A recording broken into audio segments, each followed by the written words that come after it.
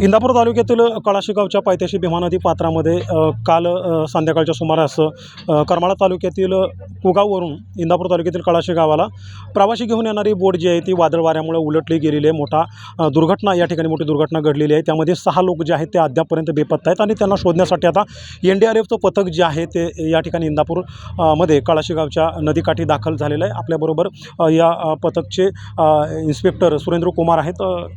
क्या बताएंगे आप, ये बड़ा हादसा हुआ है, आपकी कितने लोगों की टीम यहाँ भी पहुँच चुकी है और क्या आपने तैयारी की है?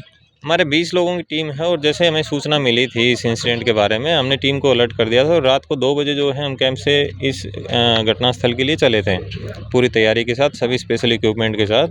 तो हमारे पास अभी जो है जैसे हमें सूचना मिली थी उसके अकॉर्डिंग हमारे पास डीप डाइवर्स हैं, डीप डाइविंग सेट हैं। तो हम उम्मीद करते हैं कि जल्दी इसमें हम जैसे ऑपरेशन शुरू होगा तो हम इसके अपडेट आपको देते रहेंगे। लेकिन जैसी सूचना मिल रही है कि कल यहाँ पे तूफ़ान आया था और 6 लोग जो मिसिंग हैं। पहले हमें 4 लोगों की सूचना मिली थी, बाद में यहाँ आने के बाद अपडेट हुआ है कि एक बच्ची और एक बच्चा भी 1 साल का और 3 साल की बच्ची भी उनमें शामिल है। टोटल 6 लोग जो हैं वो मिसिंग हैं। तो हम कोशिश करेंगे कि जल्द से जल्द उसके बारे में हो सके। लेकिन जैसा कि हम देख पा रहे थे कि कल यहाँ पे तूफ़ान आया था और बारिश भी थी जिसके चलते ये हादसा हुआ। तो उसमें जो बोट कैप्साइज़ हुआ तो उसने बोट कैप्साइज़ होने के बाद वो तूफ़ान की साइड में मूवमेंट हुआ है बोट का। जहाँ कैप्साइज़ हुआ वहीं वो इंसिडेंट नहीं हुआ है, उससे मूवमेंट हुआ है। तो इस वजह से एग्जैक्ट पॉइंट बताना मुश्किल है घटना का। तो उसी के अकॉर्डिंग हम अपना प्लान कर रहे हैं। जो भी प्रोबेबल एरिया है जहाँ पर ये हमें डेवलपमेंट मिलने की आशंका है तो उसी एरिया में अपना ऑपरेशन लॉन्च करेंगे।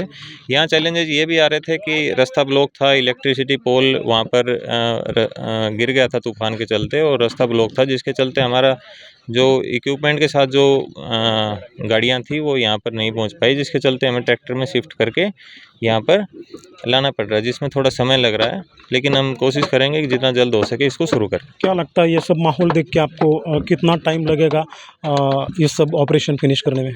टाइम के बारे में हम अभी इतना कमिटमेंट नहीं दे पाएंगे क्योंकि टाइम जैसा कि आप देख पा रहे हैं कि यहाँ पे एग्जैक्ट हमारे पास जगह की इन्फॉर्मेशन भी नहीं है कि जहाँ हम आइडेंटिफाई कर पाएँ कि यहीं पे है।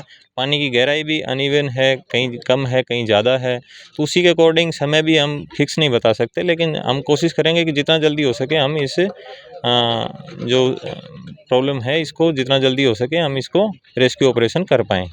तर आपण पाहू शकतो की NDRFचं पथक जे आहे ते या ठिकाणी दाखल झालेलं आहे आणि लवकरात लवकर ही मोहीम जी आहे ती फत्ते करण्याचा आमचा प्रयत्न राहणार आहे। मात्र या ठिकाणी जे नदीपात्र आहे, कोणत्या ठिकाणी ही दुर्घटना घडली हे निश्चित नाही आहे। त्यामुळे ही 6 लोक नेमकं कोणत्या बाजूला विखुरले गेलेले आहेत ते शोधणं हे पथकासाठी आव्हान असणार आहे। यासोबतच हे जे पात्र आहे त्यामध्ये गाळाचं प्रमाण खूप मोठं आहे, त्यामुळं NDRF पथकाला काम करण्यासाठी सुद्धा मोठ्या अडचणी येणार आहेत। देवराखुंडे, NDTV मराठी, कळाशी।